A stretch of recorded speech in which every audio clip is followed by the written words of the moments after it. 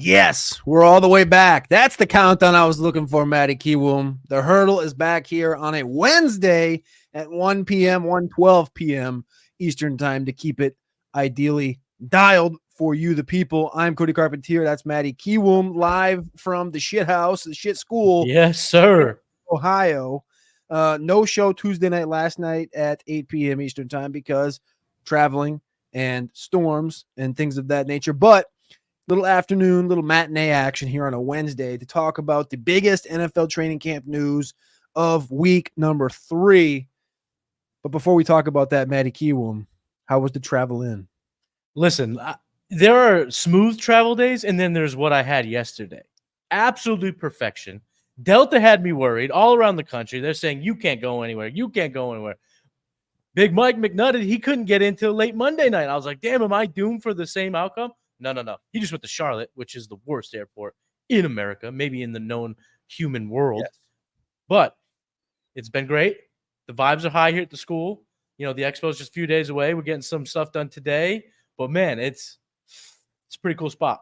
Pretty great spot here. South Harmon has an actual school. It's kind of the best. Joey Cheese Sticks and somebody's on the main account. Appreciate you guys. About damn time. Mike, I know that's you. Mike, you can at least say like one to cheese from under something like that. Anyway, biggest NFL training camp news. Matty, we haven't talked in a hot minute. We actually just texted yesterday for the first time in like 3 days because I've been kind of in a, I'm not going to say the word quarantine, but I've been kind of locked up, letting this tropical storm get over the top of me. And there's a lot of stuff that's unfolded in the training camp landscape. Byron and the Trash Man from Roster Watch have been out, boots on the ground, Rams, Cowboys, Raiders, Bears. I'm going to start with my one note that I got from these guys, and that is from Dallas. And that there's been, this is one of my favorite things about being boots on the ground, which my travel was supposed to be this week, but it's going to be next week. Now I'm going to go to Washington. I'll be in Jacksonville with Tampa for the joint practice, and then Pittsburgh with Buffalo for the joint practice. My favorite thing about doing that is that you read all of the reports from the media, the local and then mostly local beat that covers teams from a certain perspective. But when you actually get there yourself and your boots on the ground and you can actually diagnose what's going on, it makes a lot more sense. And the first thing I'm going to say to this is this Dallas thing, which is on the broad media, Jalen Tolbert is probably the best camp among all the receivers in Dallas. Mm-hmm. When you go boots on the ground there, they're talking about Tolbert because he's, the third round pick from a few years ago. He's kind of flamed to this point, and he looks different. He's number 1 now. But the real player that should be getting the conversation is Brandon Cooks. Brandon Cooks entering his 11th season, age 31, about to be next month. And he's like very clearly still a step ahead of Jalen Tolbert. And nobody's talking about Brandon Cooks. It's like Jalen Tolbert. It's the Jalen Brooks, even a little bit Kevontae Turpin. Like that's what the media is telling you right now. They're not telling you about Brandon Cooks still being the 10th year vet that is still going to be a very dependable wide receiver 2 opposite of CeeDee Lamb, right? And he's going off right now around 12, around 13 in half and standard drafts. I don't know about PPR, but half and standard, I know he's going off around 12 and 13. And then I want to talk about Rico Dowdle, who the mass media, we've heard Mike McCarthy get asked about Royce Freeman, give his thoughts about Rolls-Royce Freeman from a special team standpoint, from a pass blocking standpoint. The Athletic actually had a piece that came out this last couple of days about Dowdle being the lead guy. Charles Robinson came out 2 weeks ago and said this offensive line was garbage in comparison. Didn't say garbage, but bad in comparison to what it was last year. And last year it was the 14th ranked run blocking offensive line according to PFF. And that you probably want to stay away from all of these backs. And then Byron goes yesterday, or the last 2 days, I should say, and he says it's very clearly Rico Dowdle 1A, or sorry, Zeke 1A, Dowdle 1B, but Dowdle so clearly has the better legs, he has got more gas in that tank. And you're also obviously getting him at like a 3-round discount vis-a-vis Zeke Elliott. Cowboys, that's my thoughts. Cowboys camp, it's weird without CD because once he comes back, the dynamics change throughout the entire offense. So it's just one of those weird things that you have to be very careful in how you approach it, especially in our dynasty leagues right now, because there are still trades being thrown around. So you got to be careful with the Dallas Cowboys. You also have to be a little careful with New England Patriots. I've gone now twice, boots on the ground. I've been there in camp twice, and if you listen to the media from Boston, you would expect Drake May to be playing like Mac Jones with a little pea shooter, a little baby pea shooter. That's really not what you see when you go to camp. What you see from Drake May is a guy that has all the physical tools. He's got the size. He's got the arm strength. He's making good throws. He's just not really he's not been given a fair competition from Alex Van Pelt, from Gerard Mayo, from the team.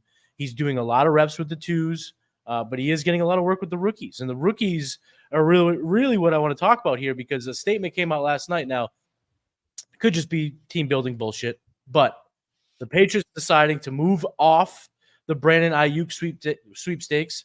There are reports coming out that he did not choose them, however it plays out. But the fact that they're going to now just go gung-ho with these rookie receivers, I'm getting pretty excited about both. They're coming very late in our redrafts right now. Both, Jalen Polk, you can get him right now after round 12. Javon Baker, you don't even have to invest anything higher than a 15th rounder on him. And for this specific build, or for this specific team, I should say, the New England Patriots, I'm okay taking them both because the price is so low. But I think here what we're seeing is a team starting to at least put together a game plan and an approach that won't be as bad for us fantasy gamers as we thought a couple weeks ago. And reports coming out just yesterday that Drake May he's taken the next step in terms of the way he's gone about practice at training camp. The quote was, he's really looked completely different the past few days, and that's in a complimentary fashion. Where, I mean, the ghost of Mac Jones was the quote from Boston media, and I was angry about it. Just typical Boston media BS. But what I am getting now from the New England camp, from being there, from kind of following along, is I think these guys, given their value right now in redraft seasons, I think I'm going to go ahead and double dip with both Baker and Polk, and then cut the one that just isn't handling, because somebody is going to be the difference maker, and it's not going to be Pop Douglas. He's coming back from injury at camp. He looks good, but Joe Milton and Pop Douglas are getting hyped because Joe Milton and Pop Douglas are built to win with shorts and T-shirts on. They're built to win when you don't have to take the hits and you don't have to read the plays. But when the dust settles, it's going to be Brissett off rip, which we know we like that for at least one wide receiver. The connection with him and Amari Cooper under Alex Van Pelt in Cleveland was awesome for Cooper. So in our redraft here, I'm taking Baker, I'm taking Polk, and one of them is shaping up to be like 110 target guy. And I'll cut the other. What do you think about so one thing, and then I want to ask a question. The Joe Milton thing I think is hilarious because Can't Miss Mitch was up there for the roster on behalf of Roster Watch as well. And his thing was, Drake May does not look good. He does not look like a top 10 pick at the moment, which is an entire conversation by itself in the fact that he does need time, and he needed time to begin with. We talked about that during the pre-draft process. Joe Milton, on the other hand, needed exponential help to the fact that people were like, "Man, this guy probably would be better at tight end if he really wanted to do it." Yeah, he's not good of an athlete. And it was funny because Mitch says May is the fourth best quarterback on the roster right now. And Milton, he said, was arguably second, like with Zappy. He'd probably put Zappy too, but Milton was right there with Zappy. And I looked at him, and I didn't look at him because it was on radio, and I go, so you're impressed with Milton, right? But is this because he throws the football really hard into tight areas, but doesn't connect? And he's like, well, yeah, I mean, the arm talent is immense. And I was like, yeah, but he can't hit a tin can of soup on your table. And he's like, yeah, you're right. And I was like, so he's not that great. He just has a strong arm. And he goes, yeah. And I go, So that's exactly what we knew 6 months About ago, Will, 7 months ago. Like, he's a great dude. He's got an uncanny arm, but he can't hit shit. In the NFL, if that guy starts a game, remember that Josh Freeman game on Monday Night Football when he was the Vikings quarterback against the Giants? Yep. What was the passing percentage for Josh Freeman versus the Giants on Monday Night Football? Monday Night Football. I think it was like 42%. 23 to 7. It was below 50, right? I'm pulling it for up. sure. 20 for 53 was his passing percentage completions. Right. 37%. 190 yards and a pick.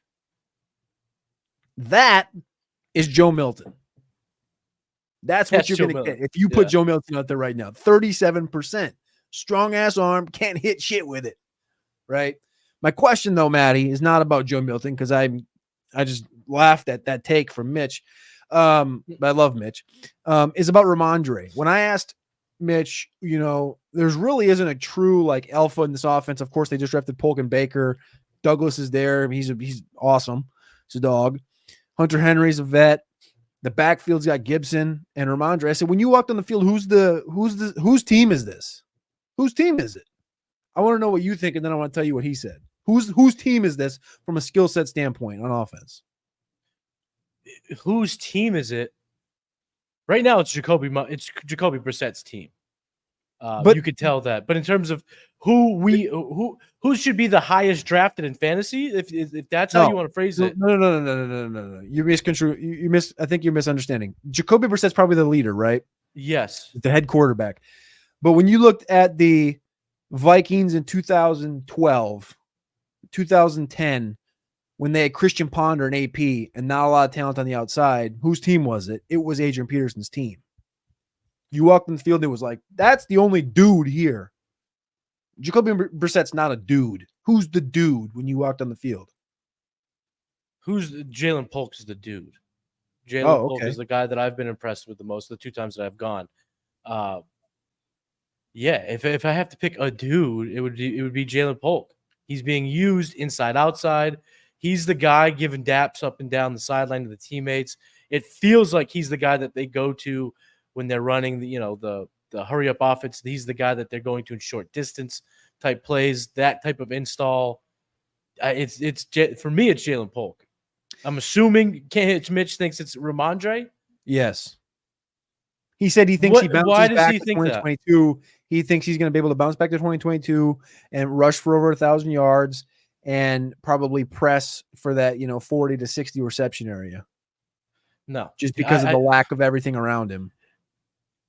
You have the biggest part from 2 years ago is go back and watch the games for Ramondre Stevenson. Those 69 receptions were such a fugazi. So many of them would come in one drive when they were getting the shit kicked out of them. It would come on 3 consecutive plays for 3 yards. The days in which Ramondre Stevenson is the all-encompassing bell cow are over for him and for this team. I'd like the value in which you can get Ramondre right now. He's going in, that 6th, 7th round. You can, if you want to go 0 RB, you could double tap him and Najee Harris in your 5th, 6th round, 6th, 7th rounds. I don't mind the value, but to think he's going to rush for 1,000, have 40 catches feels like a pipe dream. The 1,000 yards it's not as unrealistic as the catches, in my opinion, because he'll probably be the guy who gets the early down touches. But Antonio Gibson's on the field a ton. They're going to use Antonio Gibson. He brings a dynamic ability to this offense that they're going to have to lean on early with Jacoby Brissett. They're going to have to lean on early with Drake May. But I do like Ramondre, to Mitch's point. I do think that he's probably, rightfully so, the most important player to draft in this offense. He's going the highest amongst all the fantasy relevant guys for good reason. But to say he's going to be like the AP of this offense is kind of banana land. He didn't say that. I said that. I said, it's kind of banana land. Yeah, I just asked him who was the dude when you walked on the field, like the clear cut Macho Man Randy Savage. Like you knew that Christian Ponder wasn't that, right? You knew that Bernard Berrien wasn't that. You would walk on that field and it was like, well, that's Adrian Peterson's football team. Right now, I like that you said Jalen Polk because that gives that he's got that energy, which is, they drafted 2 dogs. We knew that. We knew we talked to a source at the Senior Bowl that said that Polk was the alpha in that Washington wide receiver room from a mentality standpoint, from a leadership standpoint. And of course, we know Javon Baker is the I don't want to say the opposite, whereas he's the more like on field, he gives the 100% dog. We don't know about the off field stuff.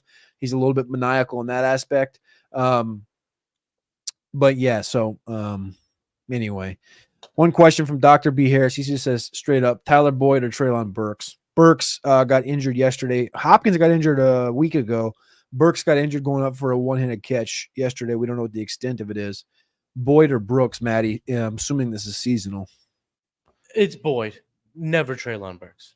Never. I think we're about done with the Burks thing. I'm done with the Burks. I've been done with the Burks thing. I started to move him up in the cheat sheet, and I was like, yeah, I'm not doing that. I'm not doing that. Mama didn't raise no fool. I ain't putting Treylon Burks up in the cheat sheet. No way. Josh Downs also got injured, and that was today. And it looked like it was going to be his left knee, which he's injured 3 times in the last 3 years. He is reported to have an unspoken connection with Anthony Richardson right now in Indianapolis, but that doesn't matter if he's on the sideline. The competition, however, has been between Adonai Mitchell and Alec Pierce. Reggie Wayne says the excitement that I'm feeling for Alec right now is this camp is like no other because honestly, Alec ain't never really had to compete for his role. Now he's got somebody pushing him, and of course, Adonai Mitchell, the rookie out of Texas. Kind of a broad question here and broad thought, and I'd love to hear your analysis because mine is generally to stay away from everything in Indianapolis outside of Taylor and Richardson. I think Pittman's going a titch too high. He's going in the area of Neighbors, Smith, and Cooper Kupp right now for seasonal, and I just rather go that direction and be able to. You can literally double tap in the 4th and 5th round 2 of those dudes, Kupp, Neighbors, and Smith. It's disgusting, and that's where Pittman's going up. So I don't love the price on him, but everything else in Indy, I'm generally just Richardson, JT, ship the rest.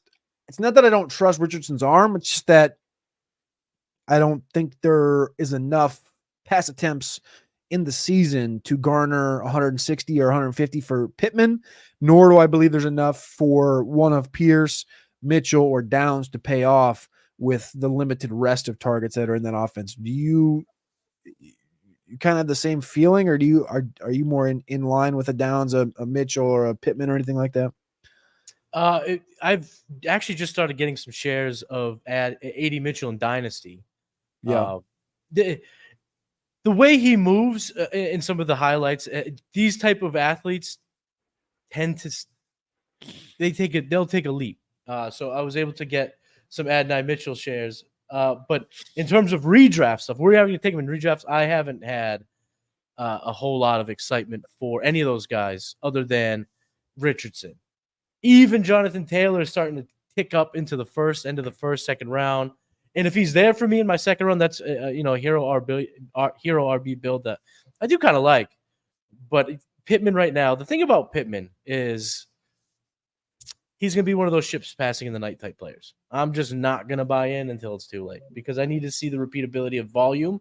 And I just don't know. I don't believe it'll be there given how this team projects to win at the NFL level. They're going to want to play conservative with Richardson at first just to make sure that shoulder can hold up. He feels good to go. But it seems like he's impressing. He's impressing in camp right now in a fashion that I'm a little shocked in terms of his accuracy, in terms of his connections. But Downs, I'm not in on Downs. I just don't think there's not going to be enough volume for Downs. I talked about this a couple weeks ago, and I kind of still feel the same way. Pittman, however, I loved him last year, but this is where I have some issues. Last year he was 11th in WARP, so he had a 1.6 wins over replacement. To stay there, he's going to have to improve his efficiencies because the volume that he got last year wasn't going to be. And if he falls down to, let's call it the low 1.3s wins over replacement, then we're looking at a player like last year, Jordan Addison or DeAndre Hopkins. And that isn't going to get you many wins when it comes to building teams in redraft. And that's why I am not also I'm not really in on Pittman at the current price. What team you want to talk about next? I got to talk about the Pittsburgh Steelers. We touched upon this briefly in a past episode of The Hurdle, but today we're going to dive all in because this is Justin Fields' job, right? This is his to lose. This is now Justin Fields' offense. Russell Wilson fucked up. He got hurt at the wrong time. Kind of fucked up. He got hurt at the wrong time. Praise is just coming from Mike Tomlin, Arthur Smith. You're seeing connections with George Pickens. We're seeing a huge camp for Pat Freiermuth. The cogs of the machine are starting to roll in a certain way that is going to leave Russell Wilson left behind. Mr. Unlimited is very limited, and the touches will be limited because Justin Fields he's played up in a way that is just undeniable. And at the end of the day, if you put truth serum in Mike Tomlin's veins, he's going to tell you he would rather Justin Fields be the everyday quarterback. The upside is there. The athletic ability is there. The team will be better and go further if Justin Fields plays at a high level. Russell Wilson is going to cap the offense. The floor is certainly safer. But the upside here with Justin Fields is going to be too much for Mike Tomlin to turn down. And for all the best ball drafters that were just taking Fields with their last pick, holy shit. I mean, that looks good. That looks damn good. And I went back to look at our Scott Fishbowl draft. He went in, I think, the 11th round. So, when he was picked probably considered early in that format. And now he's looking like an absolute fucking steal. But the Fields rapport, the drumbeat, it's getting to the point where it's undeniable. And it's going to look like, I said this a couple weeks ago, it looks so similar to the Mac Jones, Cam Newton dynamic. Cam Newton gets COVID, not his fault, misses a week of practice. Mac Jones looked the best he ever looked in a Patriots uniform in that week, lit the Giants up in their joint practice. Next thing you knew, Cam Newton was cut, and Mac Jones was the new starter. Feels a lot like that. I don't know. I don't believe Russell Wilson gets cut. But Justin Fields is looking like the week one starter, and I think that's going to be solidified in the coming weeks. It's hard out here in the streets for Nate Liss, who drafted Russ at 9-2, and Wise Guy 2020 drafted Justin Fields at 11.5. Corey brings up a good question in the chat. He says, Fields starting more games in 2024 than Russ. I think it's a good question. I think we should put a number on it and probably guess. What would you put that number at? How many games? First of all, starts. The word starts. I don't see no question mark there. I think my man Corey's making a fucking statement. No, I know he was making a statement, but I'm asking the question to you. I'm Okay. asking the question to you. Well, how many games is he starting? He's going to start every single game as long as he's healthy. They don't turn to Russ. They don't turn to Russ. Why would you Justin turn Fields to Russ? good enough to start every single game this year? Yes. He has over the last 2 years. Russ is not there are incentives for them to cut Russ by the end of the year. There are incentives for him to move on from Russ. The opposite would if Russ Wilson starts week one, then yes, Justin Fields will take over. But if Justin Fields starts week one and he doesn't play his way out of it, which starting to look like he won't, why would you put Russ in? Why? You paid him like a backup. He's acting like a backup. He looks like a backup. Motherfucker sounds like a backup to me, Cody.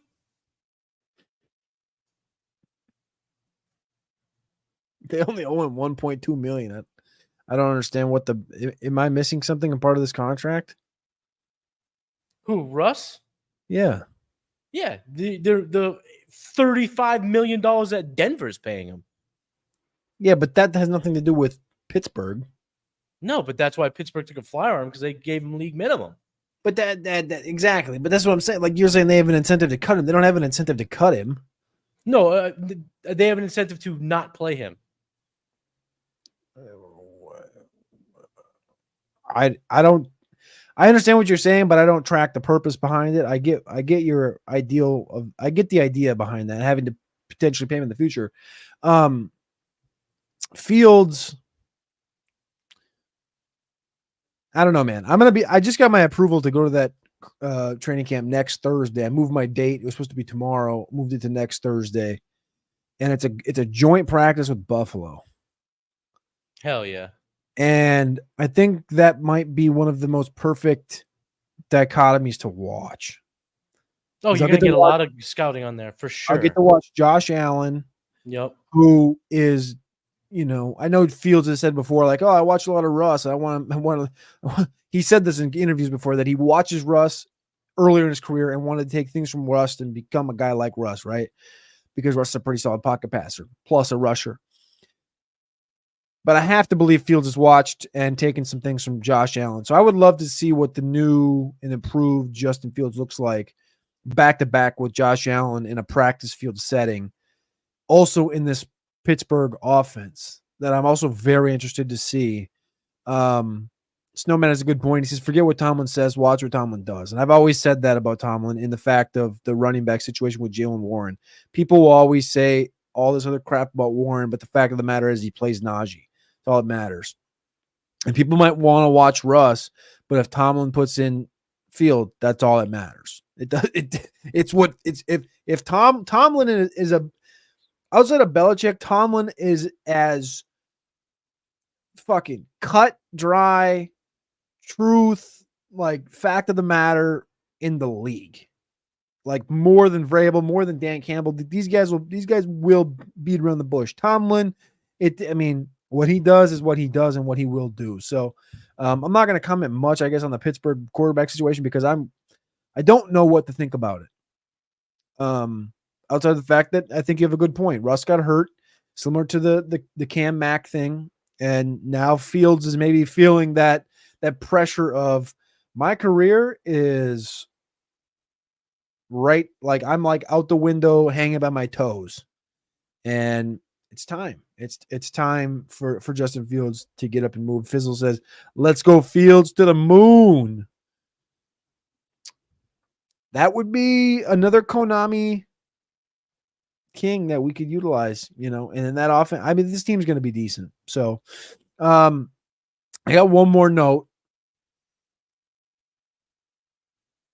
and it's going to be, I got like 6 notes I could talk about. I don't know if I want to do this right now, dude. Just rattle through them. We'll go lightning round. No. We got to talk about Romeo Doubs. You son of a bitch. Romeo Doubs. We have to. Romeo Doubs? You're wasting my afternoon to talk Romeo Doubs? We have to talk about Romeo Doubs. Are you coming around on Romeo Doubs? Is that what's happening? It's a what? Are you coming around on Romeo Doubs? This is someone you've routinely called Dogwater Dobbs. I've come all the way entire NFL career. I've come all the way around on Dobbs. Oh, you die as a hero. You live long enough to become the villain. And Cody over there, Mr. Dobbs. I'm in this morning. I updated. He's the biggest riser through training camp. I've updated my Dynasty rankings a couple times now, but he's the biggest riser from the last week. I moved him up into the conversation. I think he's at like in the top 250. I think I have him at like one. Godly, I wish my fucking computer was a little bit quicker. I think I have him at like 140. Where the fuck? I think the Storm Internet's catching up to me. 136. Right behind Terry McLaurin and Mike Evans. Right around that Ricky Pearsall. That's the area which, he's 24 years old. He's got over. Huh? Is that Superflex 250 or 1QB 250? 1QB 250. Because I'm looking at mine right now. I got him higher than you. Am I Dobbs? Am I the Dobbs guy? I had him drowning. Yeah, you had killed him. He was drowning. That boy was dead in your rankings. He was drowning, bro. He was at like 190. And Romeo Doubs is the number one in this offense. And I talked to Alex about the build of this Niners thing, and Snowman, you're wrong. So first off, Wrong. I talked to wrong. Very Wrong. not true. Wrong. Everyone says it's not true. You got that take from China. I don't know what you're talking about.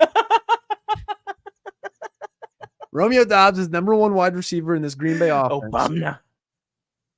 We knew that Christian Watson brought a sense of volatility to this team, to the league, in the Martavis Bryant aspect of he had the ability to potentially be, again, ability to be a Randy Moss type. But with that brings health, with that brings twitch, with that brings availability, with that brings talent, and none of those things have come to fruition with Christian Watson. Well, he's getting those quads equal. He's got to balance them quads, boy.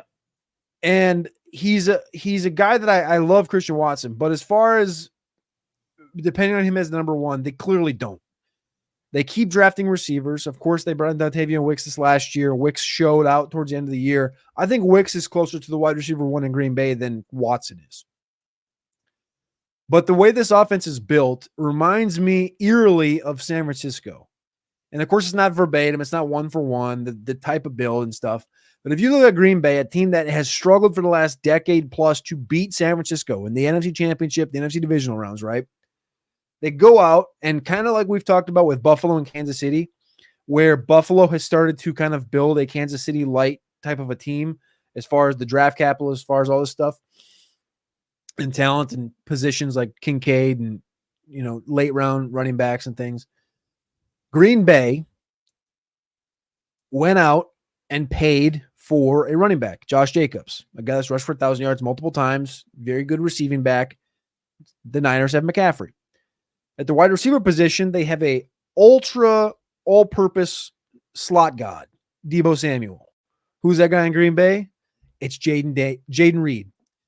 Jaden Reed is not an alpha, mentality-wise. I think he's, close to that ballpark of the AB conversation that we've had about Zay Flowers, but Jaden Reed is the Deebo of that offense. Dobbs profiles pretty closely, and this is going to sound maniacal because Ayuk's trying to get $30 million right now. He profiles pretty close to what Ayuk is. And then you have, just because you do, a bunch of these guys behind him that are super talented, like Dontavian Wicks, Christian Watson, et cetera, et cetera. That's different. Those guys are, whatever you can tie that to. The tight end position, George Kittle, super yak. Green Bay, Luke Musgrave, super yak, right? Quarterback, it's a tougher comparison because Love was a first-round pick that really was not polished. Purdy was a guy that fell to the seventh because of intangibles, height, weight, etc., arm strength. Those things are what they are. But this is a very young team with similar internal offensive theories and dimensions that I do think that this thing aligns. And I think Romeo is going to continue to be not the focal point, but focal point of the offense, where there'll be games where this cat has 12 targets this year and 175 yards. It's going to happen. He's matured a lot. There's comments from Jair Alexander this last week about the very biased take, by the way, about him being the second best receiver in all of football behind Devontae Adams, which I didn't really take much from, other than the fact that it's like, oh, that's respect from, one of the better cornerbacks in football. I know someone he's going up against in practice every day. Exactly. I mean, that's who Jair's cutting his teeth against. He's not cutting his teeth against,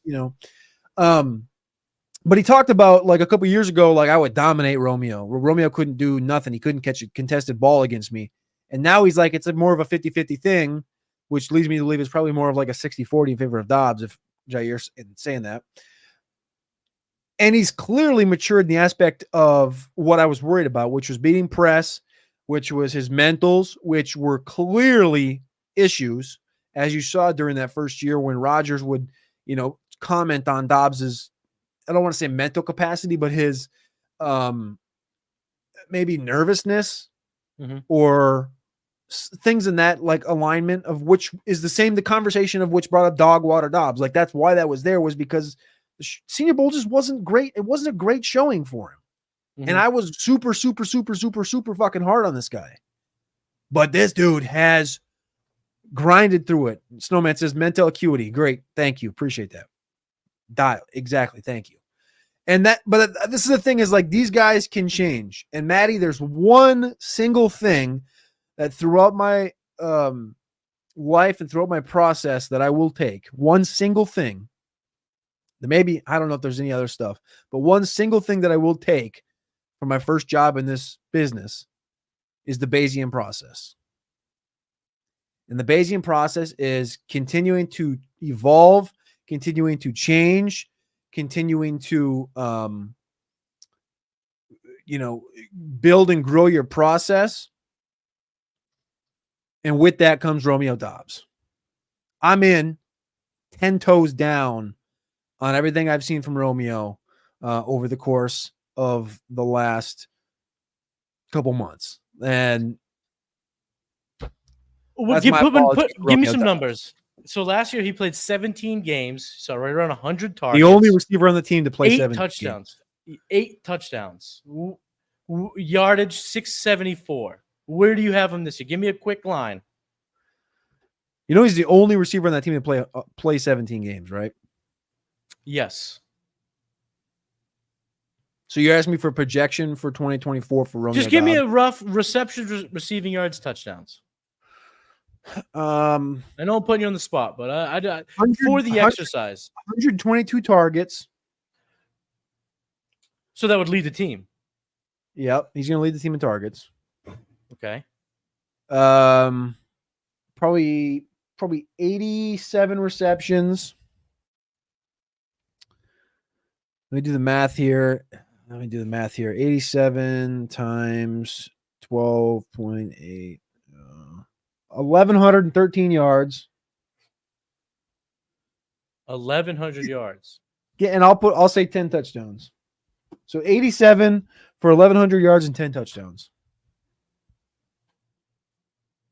Okay. All right. So you're talking. All right. So I'm glad you brought this up because now you're kind of just threw a whole bunch of fucking cold water in my face. I'm all of a sudden at attention here because last year with 8 touchdowns and 674 receiving yards, he was right about a 0.9 win over replacement, which isn't insubstantial. I mean, it doesn't sound great because it's wide receiver 42, but it's pretty comparable to guys that we saw just inside the top 30 at running back. Was top 10-ish tight ends. So there is some weight to that. But what you're saying is with that, he's going to have a Michael Pittman season. He's going to have a top 12 WARP type of guy. He's going to be very valuable in format. So what you're saying now is draft Romeo Doubs when you can get him later in drafts. I'm going to think about that all day now. Romeo Doubs having 1,100. I mean, that is the Michael Pittman. So that is last year. Michael Pittman had 1,152, only 4 receiving touchdowns, had 109 receptions. That's kind of put the balance, but I'm kind of balancing touchdowns to receptions there. Jesus Christ, you just kind of blew my mind. So Romeo Doubs, you've come full circle. God dang, Playboy. Say Playboy. We're over here at the shit school. We're trying to figure out the coolest way to say Playboy, and we're trying to figure out how we can. How do you do it? I go with the "What's up, Playboy?" It's not bad.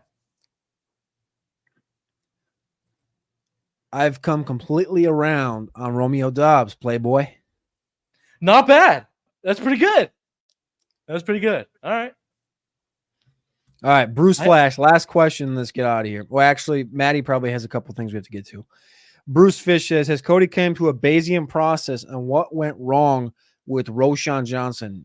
First, I've regressed on him. I've dropped him. He's below Romeo in the top 250. Below Ray Davis, below Derrick Henry, and that nature of dynasty. I know Derrick Henry might seem surprised. He's 30 years old. Roschon is in a tough spot right now. It's in a tough spot. He was never going to be a god. He was never going to be Bijan, but I definitely expected more from him last year. We saw some efficiencies, but health is a factor. He's still 23 years old. No major injuries. I'm still holding out hope for him, but definitely signing DeAndre Swift and everything we've heard about DeAndre Swift has not been a positive for old King Roschon. Yeah, it sucks. That's a rough one. Look at this guy. I love this. He ain't wrong. He ain't wrong. But also, thanks for being a fan, Jason. Thanks for tuning in. Appreciate the view, Jason. Appreciate the view. Appreciate you, Jason. But you are factually correct. We are a bunch of idiots that don't know shit. That's no. Should we take this thing home, or you want to hit a couple more teams? No, we can take this thing home. I'm just I'm very, very excited for this weekend. Obviously, the Fantasy Expo. Obviously, hanging out with the boys. Like I said, the vibes are immaculate here at the South Harmon School. But football-wise, seeing some of these guys play in games is that next step. It's that next evaluation in terms of the offseason process. So I'm very, very excited for that. Very excited to have some takeaways. Next week's hurdle will probably be, very geared towards what our biggest takeaways are from the first week of preseason games, but very excited for that. Go over to southharmonff.com today. Get that warp tool. Get the Dynasty Mind Warp. Get the simulator. Get the lab. Tap in over at southharmonff.com to Dizzle. You're going to need it for your drafts. That's a rhyme for fizzle because we still need that intro, my dog. That's Matty Kiwoom. I'm Cody Carpentier. We'll be back next Tuesday, 8 p.m. Eastern time, live with the hurdle, talking all things NFL, fantasy, dynasty, redraft, Devy, college. It don't matter. We're going to be here. You're going to be there. We love you. We appreciate you. And we thank you. And if you're at the Fantasy Expo this weekend, make sure you come say what's up. Want to be out there in these fantasy streets. So we'll see you guys at the Expo. Peace.